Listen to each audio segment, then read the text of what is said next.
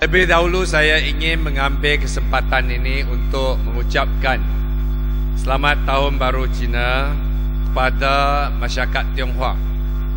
Tahun baru belum selesai lagi kalau mengikut tradisi orang Tionghoa. Setiap kali kita ada perayaan, inilah ujian kita menunjukkan masyarakat yang majmuk ini, kita hormat satu sama lain. Tapi penghormatan ini bukan sekadar merayakan hari-hari pesta ini, tetapi penghormatan ini harus diterjemahkan terhadap budaya, bahasa, adat istiadat semua kaum di Malaysia. Tidak guna kita hanya sebut pelbagai cogan kata, tapi dalam secara tindakan kita menghina, kita tidak menghormati, kita menggunakan ayat-ayat yang melukakan hati satu masyarakat. Itulah sebab kita di Malaysia ini, kita mau ubah.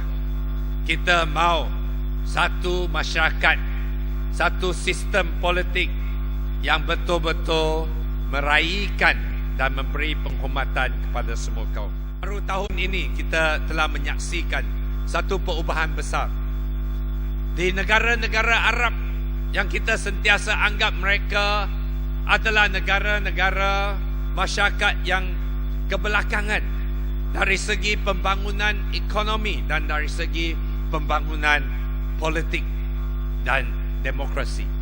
Tapi kita telah menyaksikan rakyat di Mesir, di Tunisia berani untuk melakukan perubahan.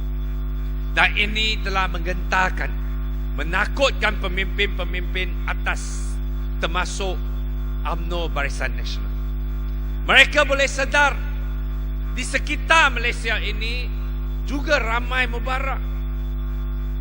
Yang Sarawak satu mubarak 30 tahun naik bersama dengan Mubarak, sekarang juga tidak mau turun bersama Mubarak. Kita juga lihat Melaka ini tidak kurang ada Mubarak, juga ada yang takut nak kontrol itu, kontrol ini. Akhirnya kekuatan rakyat juga akan jatuhkan mereka. Kita rasa kita telah memberi isyarat yang jelas dalam pilihan raya yang lalu. Kita tuntut perubahan. Kita mau kurangkan rasuah. Kita tidak mau sentimen perkauman sentiasa dipermainkan. Tetapi rakyat rasa kecewa. Sehingga hari ini sungguh pun ada slogan Satu Malaysia. Tetapi dari segi dasarnya kerajaan tidak melakukan apa-apa perubahan. Rasuah sama. Apa yang berlaku terhadap rasuah? Mereka tangkap 1-2 ekor ikan belis yang besar, jerung besar, masih berkeliaran. Ini Ketua Menteri Melaka. Orang Melaka siapa tidak tahu. Kalau nak cek kes, saya kira Ari Rustam tidak kurang dengan Selangor, Toyo. Kalau betul-betul kita nak ambil tindakan, sepatutnya Ali Rustam duduk sebelah Toyo, di charge sekali. Tapi tak nampak. Inilah realitinya. Kita masih dengar banyak hujah-hujah perkauman. Sehingga hari ini UMNO belum tukar lagi. MCA, gerakan, tidak ada. Tak ada isu lain. Mereka hanya memainkan isu istana, isu agama dan pelbagai isu-isu yang mengalih pandangan rakyat daripada isu pokok, iaitu keadilan, iaitu ekonomi dan pelbagai kebajikan masyarakat. Saudara-saudari yang saya hormati sekalian, pembohongan pemimpin Barisan Nasional ini tidak berhabis-habisan. Sampai pemimpin yang bersara seperti Mahathir sampai hari ini mereka masih membohong. Mereka salahkan semua orang tapi sendiri tidak salah. Mereka anggap kita ini bodoh. Kita tak faham sejarah. Kita boleh diperbodohkan setiap kali. Dan kali ini, dengan maklumat yang diedar dalam internet, dengan maklumat sejarah yang kita tahu, kita tidak lagi membenarkan mereka membohong dan mengedarkan maklumat palsu. Dan itulah sebab mereka cuba kontrol, cuba menyekat edaran maklumat melalui internet. Tapi saya yakin seperti yang berlaku di Mesir, pemimpin atau diktator yang cuba kontrol ini, akhirnya mereka akan jatuh juga. 880 bilion telah dikeluarkan secara haram dari negara kita.